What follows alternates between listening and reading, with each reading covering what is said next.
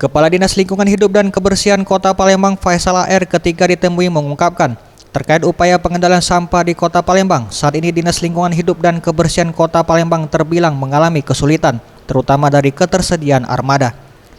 Saat ini Dinas Lingkungan Hidup dan Kebersihan Kota Palembang hanya memiliki sekitar 107 mobil pengangkut sampah dari jumlah ideal yang seharusnya dimiliki Kota Palembang adalah sekitar 250 unit armada.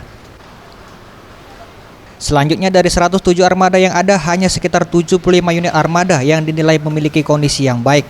Hal tersebut tak hayal juga berdampak pada tidak maksimalnya proses pengangkutan sampah di Kota Palembang yang setiap harinya mencapai 1,3 ton untuk dibuang ke TPA Karya Jaya.